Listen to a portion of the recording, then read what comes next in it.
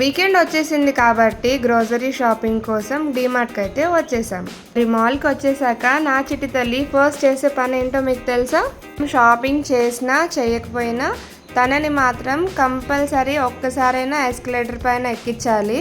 అలా ఎక్కించకపోతే ఇంకా తను చేసే అల్లరి మామూలుగా ఉండదు. ఎక్కించే వరకు ఏడుస్తూనే ఉంటుంది. మరి ఇదంతా మాకు అవసరమా? అందుకే ఫస్ట్ మాల్లోకి వెళ్ళాక ఎస్కలేటర్ ఒక 1-2 టైమ్స్ ఎక్కి దిగుతాము. అప్పుడు మా చిట్టి తల్లి హ్యాపీ, నేను హ్యాపీ. వెళ్ళినప్పుడు ఎస్కలేటర్స్ వల్ల మాకు ఇన్ని తిప్పలు. చిట్టి తల్లిని హ్యాపీ చేశాక ఇప్పుడైతే డీమార్ట్లోకి అయితే ఎంటర్ అయ్యాము మేము. కానీ ఫస్ట్ డిస్కౌంట్ కార్నర్లో చూస్తాము మాకు తగిన డిస్కౌంట్స్ ఏమన్నా ఉన్నాయేమో అని. మోస్ట్లీ మేము కిచెన్ గ్రాసరీ తప్ప ఇంకా మిగతావి ఏమి పెద్దగా కొనము, ఏదో అవసరం అయితే తప్ప.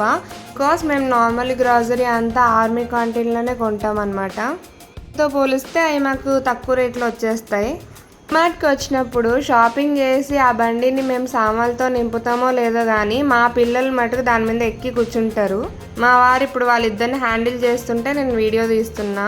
మా షాపింగ్ అయితే ఫస్ట్ డ్రై ఫ్రూట్ సెక్షన్ నుంచి స్టార్ట్ అవుతూ ఉంటుంది. మేము మోస్ట్లీ తీసుకుండేది కాజు ఇంకా అక్రూడ్. మ్యాక్సిమం ఫెస్టివల్ సీజన్స్ అప్పుడైతే మంచిగా డిస్కౌంట్స్ అయితే ఉంటాయి, అప్పుడు ఎక్కువగా పర్చేస్ చేస్తాం. ఇప్పుడు కిచెన్కి సంబంధించిన గ్రాసరీ అయితే తీసుకుంటున్నా. కిచెన్లో మోస్ట్లీ నేను డైలీ యూస్ చేసేది పల్లీలు ఎక్కువగా.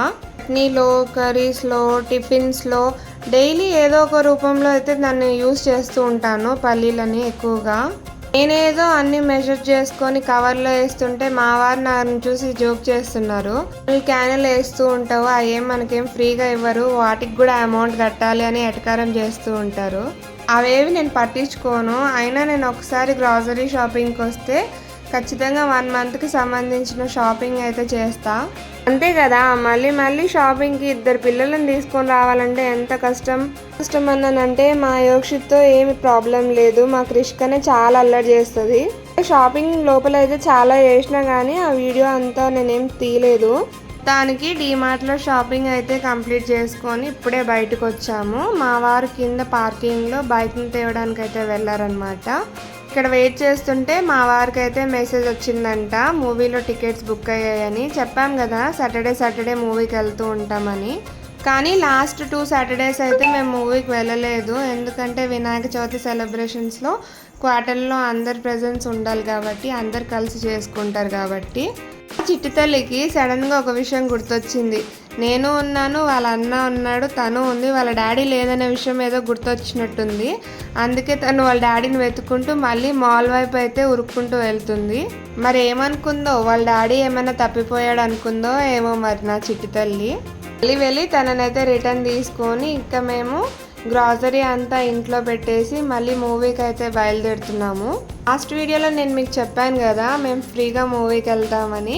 ఈ వీడియోలో మేము మాకెందుకు ఫ్రీగా ఉంటుందో నేను మీకు చెప్తాను. యాక్చువల్గా ఆర్మీ వాళ్ళకి ఫీల్డ్ పోస్టింగ్, పీస్ పోస్టింగ్ అనేటివి ఉంటాయి.